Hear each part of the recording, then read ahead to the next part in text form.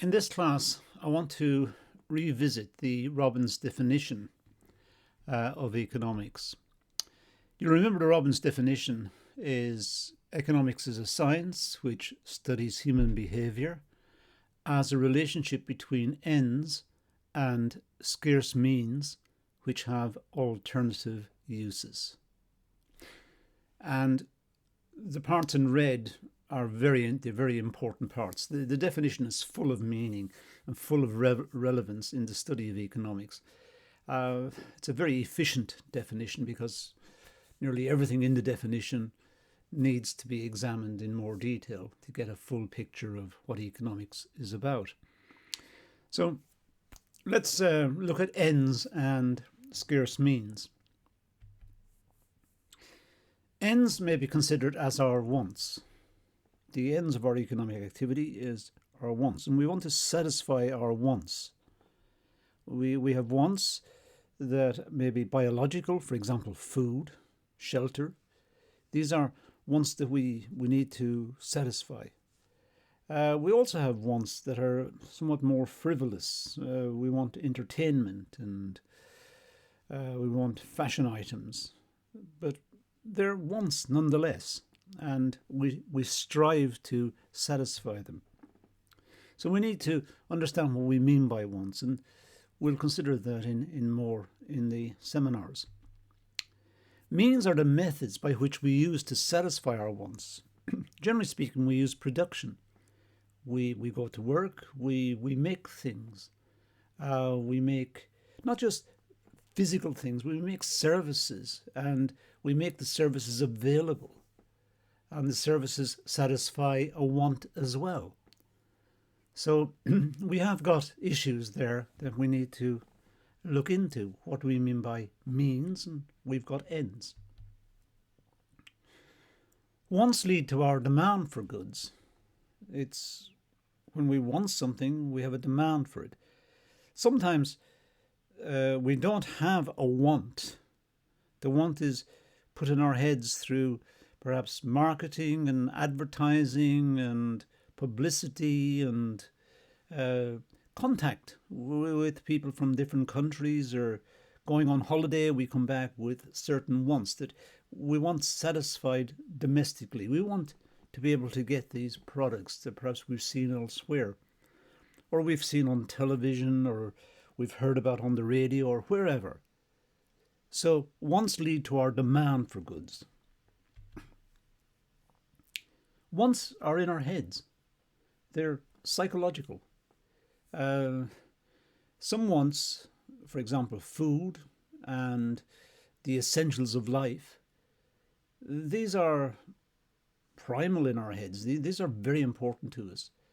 But a lot of wants are psychological. We want items that are fashion wear because we don't want to be left behind in the fashion stakes. We want to go on holiday to a certain place. We want to drive a certain car. We want to dress in a certain way. Not just putting clothes on and going out to work. We want to go out looking like we've intended to make this statement and to conform to the current fashions and trends in society. So it's all in our heads. Clever people who make perhaps advertisements make us desire these things. Fashion leaders and pop singers and musicians and artists, they lead the way, and the rest of us tend to follow. There are also biological issues. The satisfaction of some biological and cultural needs require a wide range of goods. Biological food needs, for example, food, shelter, and other basic requirements.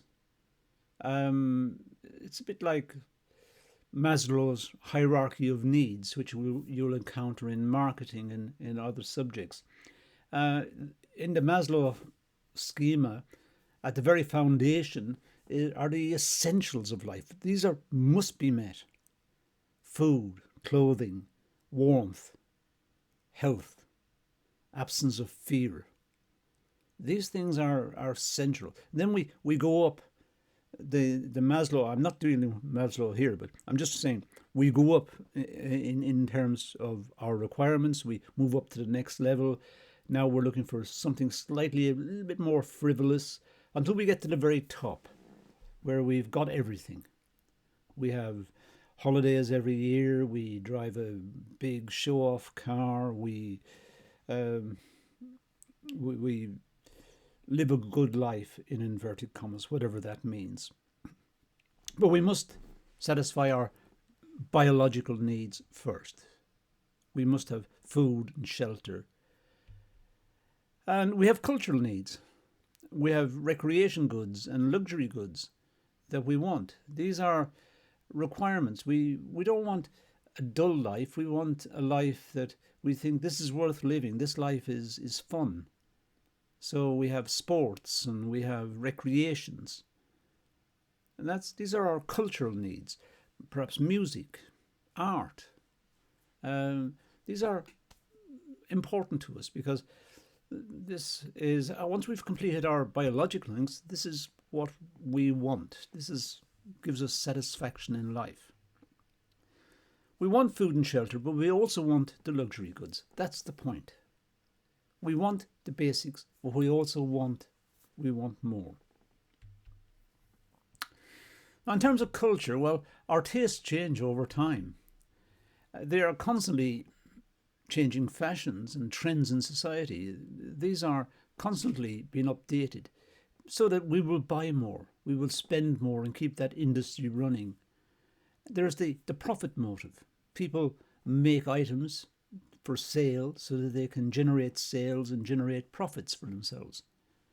So some want to create a trend in society to dress in a certain way or behave in a certain way or go to a certain place on holidays or to have a certain item in your house or in your home.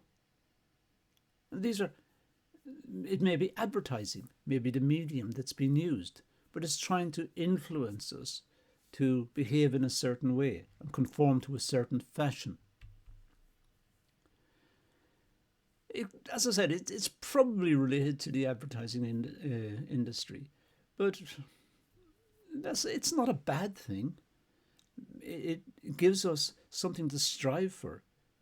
If we were all perfectly satisfied right now, we'd have no incentive to do anything. We would simply sit at home. We're happy. We wouldn't do anything. We wouldn't work. We wouldn't do anything. And the consequences of that, well, we could speculate about in a seminar, but the consequences are not good because the society would start to come apart. We need to be held together through this common aspiration of improving ourselves and improving the world around us. So we engage in work. We get involved. It gives us something to do. It gives us an interest. The satisfaction of some wants generates new wants. For example, the purchase of a house, well, you'll probably want to purchase furniture. If you've got the house, then you'll get some furniture. So sometimes we want something, want a house, but we also need the furniture. Scarcity is at the center of economics. Resources are scarce relative to our wants. There's a very famous model that we'll have a separate class on, based on something called a water diamond paradox, in which we will deal with this one, deal with it more fully. Well, when resources are scarce, we have to pay for their production. That's what we need to know here. Resources are scarce. We have to pay for their production. We have to plan the production. We have to distribute the items. We have to charge for it and charge for the labor. And so if it's not scarce, we don't want to pay for it.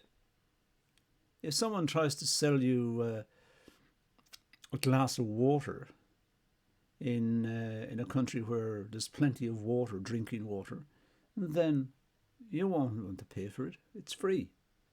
It's There's plenty of it. But if it's scarce, you will have to pay. And as I said, we'll look at this in a separate class. It is important, and we'll use a thought experiment to see how that works later. In general, the scarcer an object is relative to customer demand, the more expensive it will be. So, for example, diamonds are very scarce, so they're very expensive relative to demand. Water is not very scarce. In some countries it is, but say here in the UK, water is not that scarce. If I go to a house randomly here, I live in Birmingham. If I go to a house here in Birmingham and ask for a glass of water, they might think I'm a little strange, a little perhaps something wrong with me, but they will give me a glass of water. That's what people do. It's a glass of water. It's free. They'll go and get me a glass of water and humour me and get rid of me. But they don't charge for it. But if I go to the house and ask for their collection of vintage vinyl records, they won't give me those. Those are valuable. So the scarcer an object is, the more expensive it will be. Diamonds are very scarce, so they won't give me diamonds. If I go to a house and knock on the door and say, please may I have your diamonds, and if they got some, they're not going to give them to me. They will give me a glass of water, perhaps. They might think it's strange, but they may give me a glass of water, but they will not give me the diamonds. Not free. As I said, we'll explore this later. And that's it. Let's just leave it at that, and that's our general chat about wants, culture and scarcity. Thank you for watching.